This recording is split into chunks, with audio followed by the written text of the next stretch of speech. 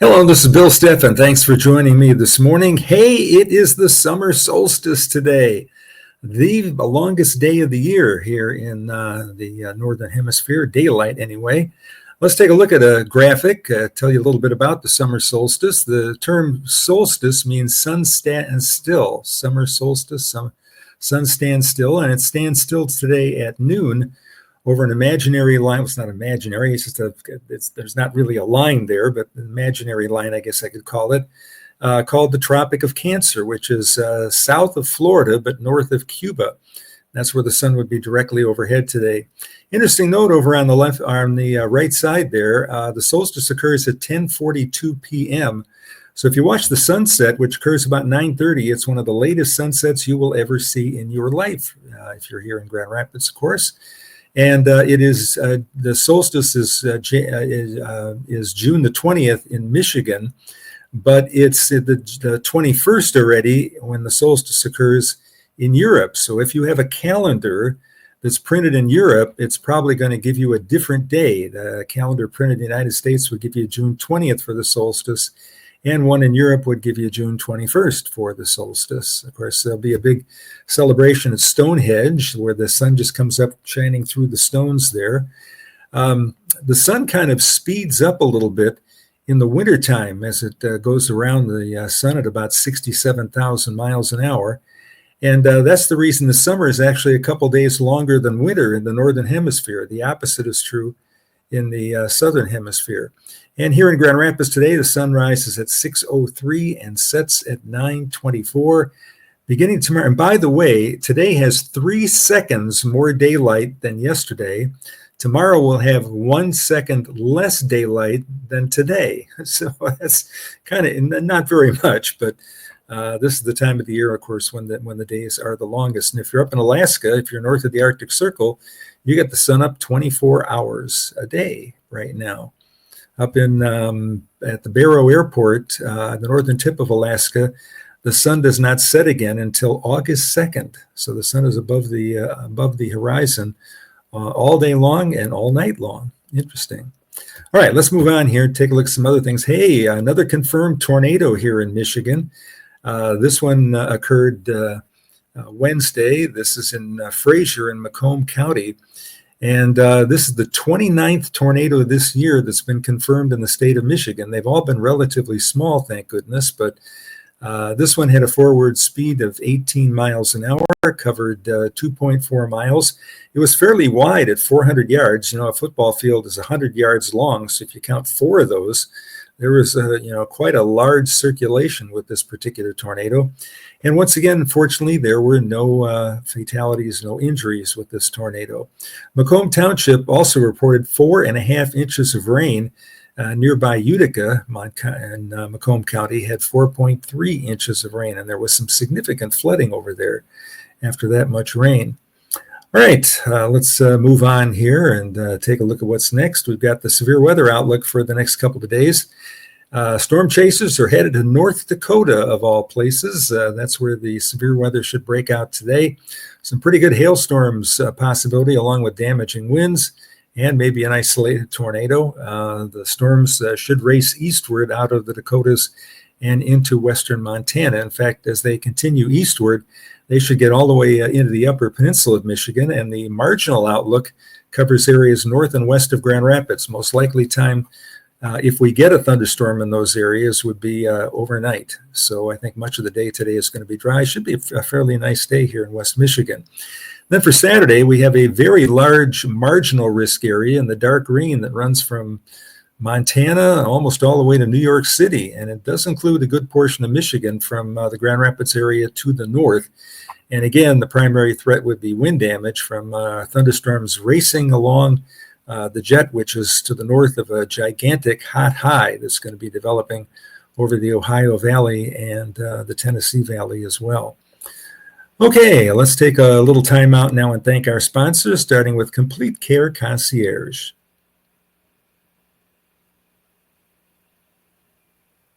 Need a fast, efficient, and affordable cleaning service? Complete Care Concierge has you covered.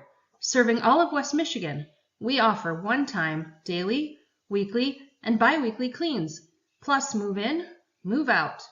We also service apartment hallways and laundry rooms. Our work is guaranteed, gift cards are available, and we even clean on weekends. There's no better way to say I love you than giving a tired mom a break from dishes and laundry. Are you a busy professional? Pamper yourself by taking vacuuming and dusting off your plate. Office manager, keep your business looking and feeling its very best. Call 616-264-1397 today for a spotless space and total peace of mind. When your home needs help, you might not know where to start. Why not ask Ace? We're always here to help with Ace Handyman Services. Our talented craftsmen handle everything from drywall and carpentry to doors and kitchens. We're the neighbors you trust to get the job done right. Let's get started. Book your handyman appointment today. Ace Handyman Services, bringing helpful to your home. Ace is the place with the helpful hardware, folks. If you're heading up toward the UP this weekend, you want to keep an eye out for some thunderstorms going by. You can see that line of yellow there along the Lake Superior shoreline, indicating where there should be some pretty good big thunderstorm activity and some significant rain. And look at the rain back toward Glacier National Park in Montana. You don't see that too often. There'll be a scattering of thunderstorms in the west half of the Florida Peninsula, up in New England, but much of the center part of the U.S. seeing dry conditions here over the next 3 days or so. Here in Michigan, we'll show you the rain that we expect here from Grand Rapids to the south. Really nothing over the next 4 or 5 days or so. As you head north of Grand Rapids, a chance for some thunderstorms to move into the area from the west-northwest. Some of those could contain some gusty winds. But like I said, 95% of the time, maybe even 98% of the time, over the next 3 days, it will not be raining. All right, let's move on and talk about Eric. Now, this turned out to be an overachieving hurricane. Nobody really thought it was going to get quite as big as it did, but it got to be a pretty significant storm. It was Category 3 as it came on shore. Fortunately, it hit a rather sparsely populated area between Acapulco, which is to the northwest, and Puerto Escondido, which is to the southeast. So Eric has dissipated very quickly as it came on in, but produced a lot of wind along the shoreline there and some flooding rains as well. That yellow area there is where the next hurricane is going to form, and this one's going to be called Flossie.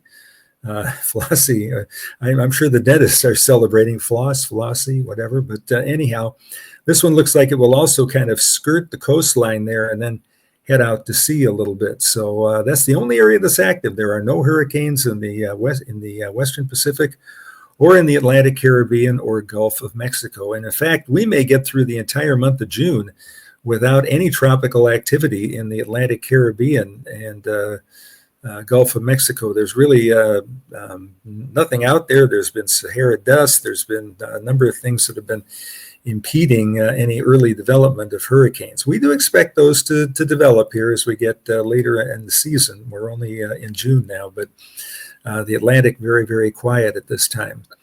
Okay, our headlines. Seasonal temperatures today in the low 80s. It'll be a typical summer day, not too terribly humid, maybe a touch breezy in the afternoon. A heat wave underway Saturday, Sunday, Monday, and Tuesday. Temperatures will be in the low to mid 90s. The heat index near 100. So find a way to stay cool, especially if you don't have air conditioning, because it's going to stay warm at night. And especially in houses that may be made of brick that store that heat, it's going to be uncomfortable if you don't have air conditioning. Some interesting information to pass along here, the lakeshore forecast. First of all, winds will be out of the south-southwest today, mainly out of the south, 10 to 20 knots. Waves will kick up to 1 to 3 feet, probably closer to a foot down toward Benton Harbor, but 3 feet up toward Oceana and Mason counties.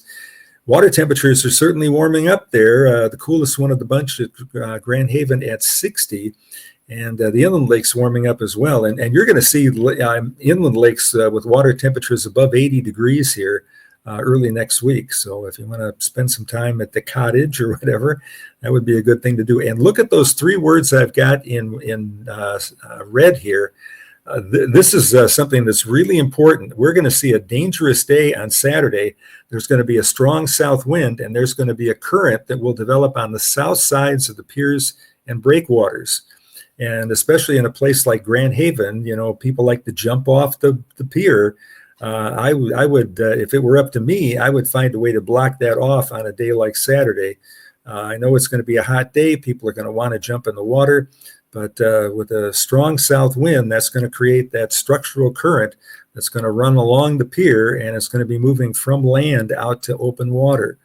So beware of that. Tell your friends if you're going to be heading to the beach, don't jump off the piers. It's going to be a dangerous day here on Saturday with a pretty stiff south wind.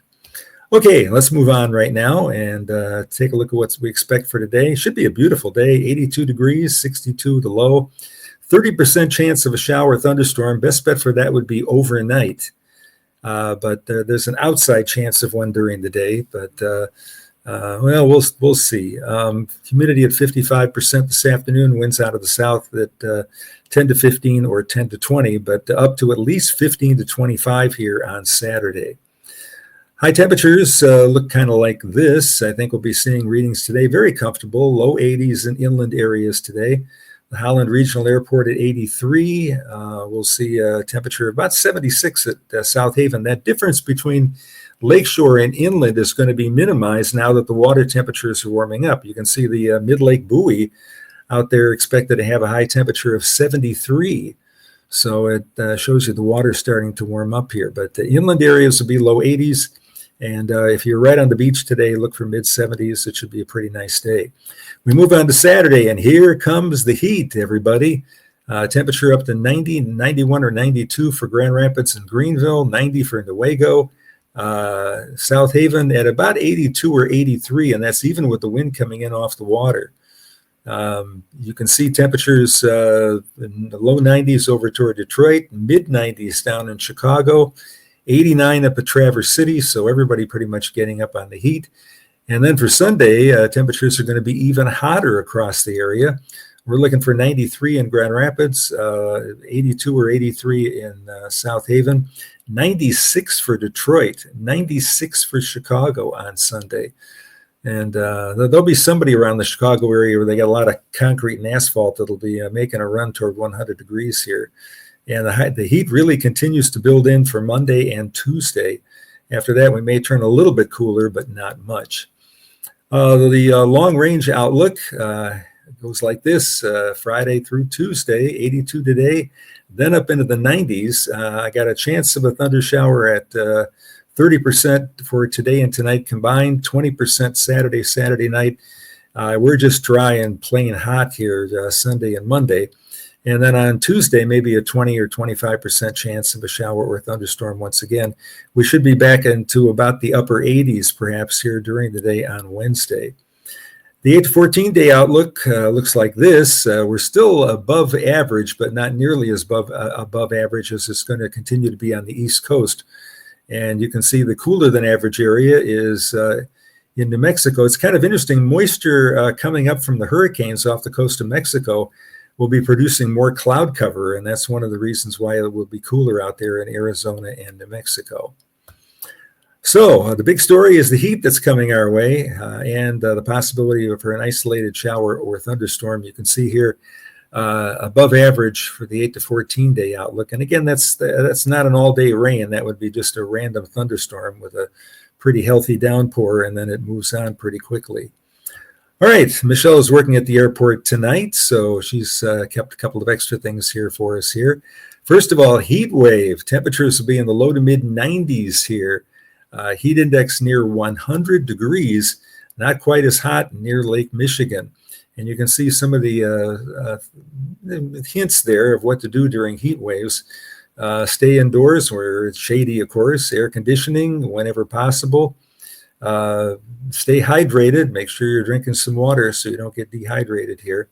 Check on those who are most vulnerable. That's very important. They've done studies on heat waves in other places like Chicago, Detroit, New York City, and whatnot. And the people groups that had somebody checking up on them, especially senior citizens and those people that might not have access to air conditioning, especially, and like I said, in some of those older homes in urban areas that have brick and that hold the heat from the day. check on them and make sure they've got a fan or something to do.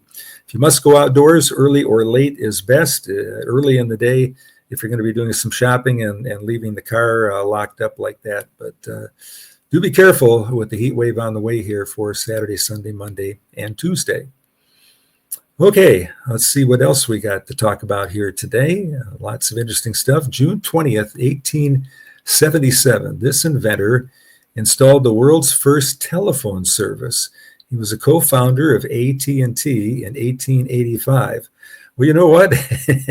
That kind of rings a bell for me. It does ring a bell. Okay, let's go with Alexander Graham Bell, the inventor of the telephone. Watson, can you hear me, Watson? But he looks distinguished. Doesn't he look like he could be like the president of the United States or something like that rather than just an inventor? All right, let's see what's next on the list here. What does AT&T stand for? I know this one because I bought 10. This is interesting. I bought 10 shares of AT&T stock with my caddy money when I was 16 or 17 years old, and I've never sold it. I still have that. I have more than 10 shares because that's appreciated with time. But I've kept track of that. And the AT&T stands for American Telephone and Telegraph. And they actually did telegraph back then. But AT&T is American Telephone and Telegraph. And let's hit the button and see for sure what the answer is. Yes, American Telephone and Telegraph. All right, let's see what's next on the list here. See if we have another quiz item here for me. June 20th is this country's Flag Day. Wow. It is the second largest country in South America. I think I know what it is just based on that. Brazil, of course, is number one. Its name comes from the Latin word for silver because of silver deposits in the area. You know, it's interesting. The chemical symbol for silver is Ag. That might give you a little hint. The last pope, Pope Francis, was born in this country, and that would be Argentina. Very interesting. So let's see. There it is, right there, and there's that the flag. And I remember driving through Toronto, coming back from the middle of nowhere, and everybody in Toronto was running up and down and screaming and wearing these and waving these blue flags, just like you see right there. And I'm like, what the heck is going on? So I actually stopped and went up to a bunch of these celebrating young people and said, what's going on? And they told me that Argentina had won the World Cup, and it was party time in Toronto. So I thought that was most interesting. Okay, and let's move on. See what's next. Argentina has won the most Olympic medals in this sport, 24 Olympic medals. Wow, that's an interesting piece of trivia here. The last time they won was a bronze by Pablo Chacon in 1996. So most of the medals have come earlier. In the 2024 Olympics, men in this sport were divided into 7 weight classes. Women in 6. Well, let's see. I was divided into weight classes. I was almost going to. Well, let's see. There's boxing. There's wrestling. There's not. What else would there be weight classes for? Track doesn't do weight classes. Swimming doesn't do weight classes. I don't know. Let's go with boxing or wrestling. And the answer is boxing. Okay, pretty cool. I didn't know Argentina was so good at boxing. Of course, we have the best boxer in the entire world, Floyd Mayweather Jr. from Grand Rapids, Michigan. Guy's awesome. Isn't that interesting to have the actual best person in whatever their forte is in the entire world? Pretty interesting. It's kind of like when Jerry Ford was president of the United States. Oh yeah, Jerry, knew him. And I knew him just a very little bit through Boy Scouts. Okay, let's see if there's anything else here. And hit the button. There she is. On June 20th, 1782, the Continental Congress adopted the Great Seal of the United States. The seal has 3 Latin phrases. You probably know e pluribus unum, out of one many, or out of many one. Sorry, I got it backwards there. And what does annuit eucalyptus mean? Okay, we have three choices. He has favored our undertakings. That's a possibility. Actually, we cope with this. Yeah, probably not. Yeah, the eye thing is a little weird. Yeah, you remember everybody that was kind of kind of scared from something called the Illuminati. I never found out what they were supposed to be. Sounds like something that was invading from the planet Mars or something like that. But anyhow, yeah, the eye thing is a little weird. Okay, we'll go with A here. He has favored our undertakings. And that is the correct answer. The watchful eye above the pyramid is meant to be the eye of providence, okay, which watches over mankind. At the time of adoption, the eye design was a conventional symbol for God watching over mankind. Where does the pyramid come from? I mean, the pyramid is Egypt, but I don't remember there being pyramids in the United States or anything like that. Interesting. Well, thank you, Michelle, for all of that. Is there something else? On June 20th, 1863, this state became the 35th U.S. state. It is the 40th state by population, 35th U.S. state, 40th state by population, and 41st by area. I was going to guess Montana, but I guess if it was 41st by area, it's got to be small. The mascot of its flagship university is the Mountaineer. That rings a bell, but it doesn't. I know the Mountaineers. Who's the Mountaineers? Somebody quick, the Mountaineers. This is where you phone a friend if you're on TV and you're doing Who Wants to Be a Millionaire. The mascot of its flagship university is the Mountaineer. There is no state estate inheritance tax. Wow, no state estate inheritance tax. Oh, okay. I should know the Mountaineers. Let's all right. Let me go through it again. The 35th U.S. state. So it sounds like it'd be something west of the Mississippi, or maybe west of even the Rockies. But there aren't any states that are the 41st by area. Oh. And then we have the original 13 colonies on the East Coast. Let's go to the answer and see what it is. West Virginia. Oh, the Mountaineers, sure. Oh, I should have known that. Okay, yeah, that's a very pretty state. I remember the first time I drove through West Virginia, the rolling hills that you have there, whatnot. It's really a very, very nice state. If you've never been through there, really a pleasant place to spend a day. All right, what's next? We have some pretty flowers. Rosa multiflora. And very interesting. This is from John Doherty, who is up in Benzie County.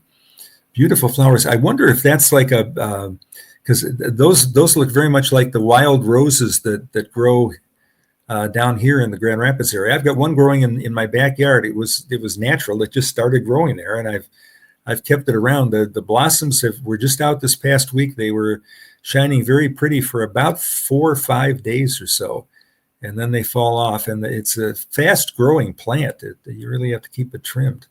But thank you, John, for that. That was amazing. Very pretty picture here, those pretty roses up in Benzie County. Well, I think we have come to the end of our show for today, and there's me in my winter coat, but that doesn't really fit the forecast for this major heat wave that's on the way. That's the big story again. We'll talk more about that, and I'll probably put more on my blog about that too. In the meantime, have yourself a wonderful summer solstice day.